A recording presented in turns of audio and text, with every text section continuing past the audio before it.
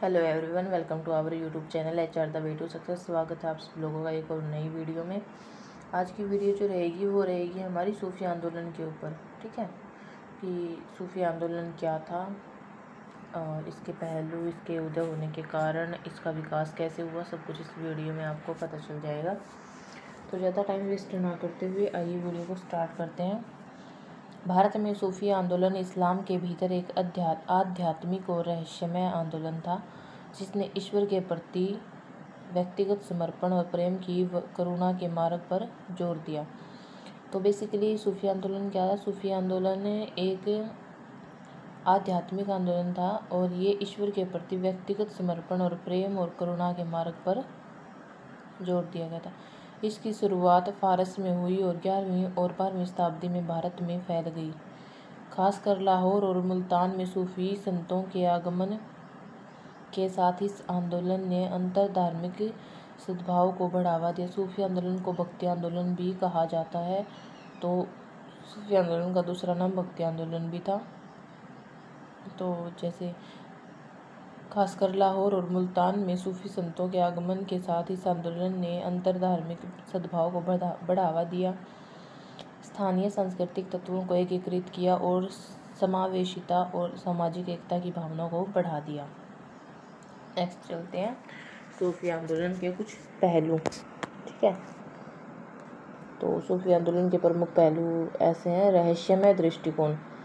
सूफियों ने आंतरिक शुद्धि और आध्यात्मिक विकास पर ध्यान केंद्रित किया तथा प्रेम और भक्ति के माध्यम से ईश्वर का प्रत्यक्ष अनुभव प्राप्त करने की कोशिश की। प्रेम और करुणा पर जोर। सूफीवाद ने ईश्वर और मानवता के प्रति प्रेम पर जोर दिया, सहिष्णुता को बढ़ावा दिया और विभिन्न धर्मों के बीच समझ को बढ़ावा दिया। तो सूफी आंदोलन के प्रमुख पहलू जैसे कि रहस्यमय दृष्टिकोण, इसमें सूफियों ने अपने मन की शुद्धि और आध्यात्मिक विकास पर ध्यान केंद्रित किया, प्रेम और भक्ति के माध्यम से ईश्वर को प्राप्त करने की कोशिश की। और सूफीवाद ने ईश्वर और मानवता के प्रति प्रेम पर जोर दिया, विभिन्न धर्मों के बीच समझ को बढ़ावा दिया, सभी धर्मों को समान समझा गया। स्थानीय संस्कृति का एकीकरण। सूफियों ने लोगों से जुड़ने के लिए अक्सर स्थानीय रीति रिवाजों, संगीत और भाषा को अपनाया, जिससे इस्लाम के अधिक समावेशी स्वरूप को बढ़ावा मिला। सूफियों ने लोगों से जुड़ने के लिए स्थानीय रीति रिवाजों, संगीत और भाषा को अपना लिया था, जिससे इस्लाम में अधिक समावेशी स्वरूप को बढ़ावा मिला। नेक्स्ट है सामाजिक सुधार। सूफी आंदोलन का उद्देश्य इस्लामी प्रथाओं में सुधार लाना था तथा सत्तारूढ़ अभिजात वर्ग के भीतर व्याप्त अत्यधिक भौतिकवाद और पाखंड को चुनौती देना भी था। ठीक है, तो स्थानीय संस्कृति का एकीकरण था। सूफीवाद का पहलू सामाजिक सुधार लाना था।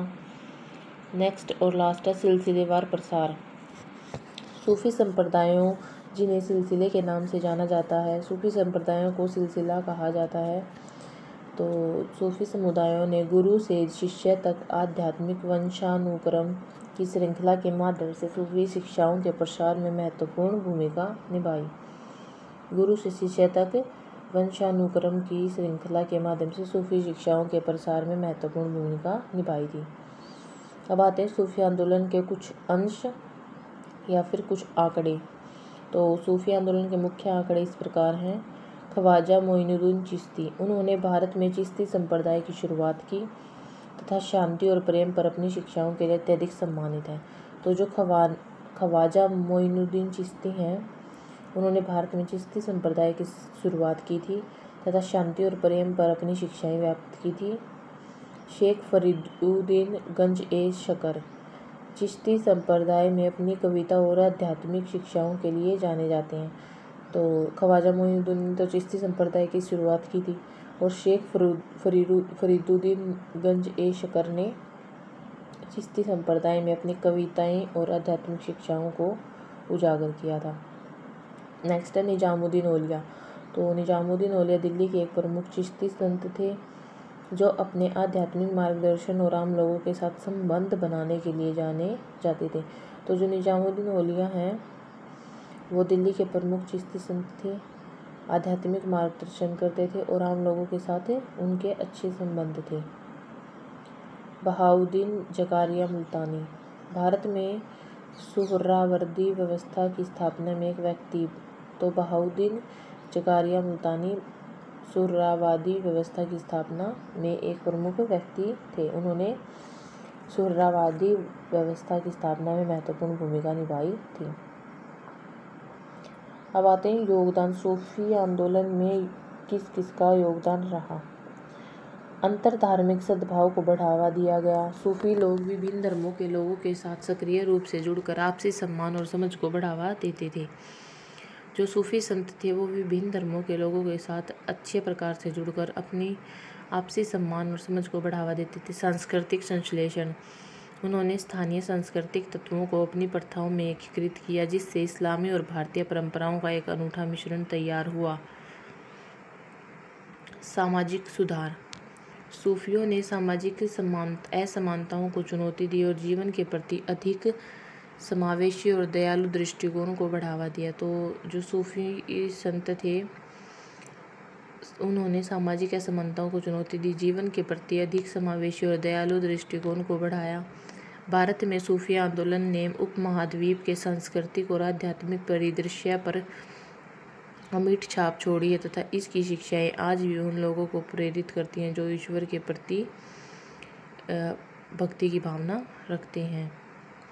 तो अब आते हैं सूफी आंदोलन के उदय के कारण, कि सूफी आंदोलन का उदय किन कारणों से हुआ। तो मुख्य कारण इस प्रकार हैं। इस्लाम के सार को संरक्षित करना। सूफी इस्लाम के आंतरिक रहस्यमय पहलुओं पर ध्यान केंद्रित करके बाहरी धार्मिक अनुष्ठानों और औपचारिकताओं के प्रति प्रतिक्रिया कर रहे थे। जो सूफी संत थे वो इस्लाम के आंतरिक रहस्यमय पहलुओं पर ध्यान केंद्रित करके बाहरी धार्मिक अनुष्ठानों और औपचारिकताओं के प्रति प्रतिक्रिया कर रहे थे। ईश्वर के साथ व्यक्तिगत संबंध। सूफी संतों का मानना था कि ईश्वर के साथ व्यक्तिगत संबंध स्थापित करना धार्मिक विद्वानों के सिद्धांतों का पालन करने से अत्यधिक महत्वपूर्ण है। ठीक है। तपस्वी प्रथाएं। सूफी संत ज्ञान प्राप्त करने के लिए उपवास, प्रार्थना और ध्यान जैसी तपस्वी प्रथाओं में लगे हुए थे। जो सूफी संत थे वो ज्ञान प्राप्त करने के लिए व्रत आदि करते थे, पूजा पाठ करते थे। ठीक है। सांस्कृतिक आदान प्रदान। सूफीवाद भारत में आया जब मुस्लिम व्यापारी और विजेता इस क्षेत्र में आए, जिससे संस्कृतियों का आदान प्रदान, संस्कृति और धार्मिक आदान प्रदान हुआ। अब आते हैं सूफीवाद का विकास। तो भारत में सूफीवाद के विकास के लिए महत्वपूर्ण बातें हैं। ख्वाजा मोइनुद्दीन चिश्ती, ये मैंने आपको बताया था, इन्होंने चिश्ती समुदाय की स्थापना की थी। 13वीं शताब्दी की शुरुआत में ख्वाजा मोइनुद्दीन चिश्ती ने अजमेर में चिश्ती संप्रदाय की स्थापना की और प्रेम, सद्भाव और मानवता की सेवा के अपने संदेश के माध्यम से भारत में सूफीवाद के प्रसार में महत्वपूर्ण भूमिका निभाई। Subscribe our YouTube channel HR the way to success. Chishti, Suhrawardi, Qadiri और नक्शबंदी। भारत में विभिन्न सूफी संप्रदायों को सिलसिले कहा जाता था स्थापित हुए, जिनमें चिश्ती, सुहरावर्दी, कादिरी और नक्शबंदी शामिल हैं। संगीत और कविता का महत्व। संगीत और कविता सूफी और भक्ति आंदोलनों में भक्ति को व्यक्त करने के लिए महत्वपूर्ण साधन थे। सूफीवाद ने भारत में एक गहरा सांस्कृतिक और धार्मिक प्रभाव डाला जो आज भी महसूस किया जाता है। Thanks for watching. सूफी एक भक्ति आंदोलन था, ये आप लोगों को क्लियर हो गया। काफ़ी टाइम से हम सिर्फ क्रांति, युद्धों के बारे में पढ़ रहे थे, तो आज हमने सूफी आंदोलन के बारे में पढ़ा है। तो आप लोग ज़्यादा से ज़्यादा हमारे YouTube channel HR the way to success को सब्सक्राइब कर लीजिए, ताकि आने वाली वीडियोस की नोटिफिकेशन आप लोगों तक पहुंचती रहे।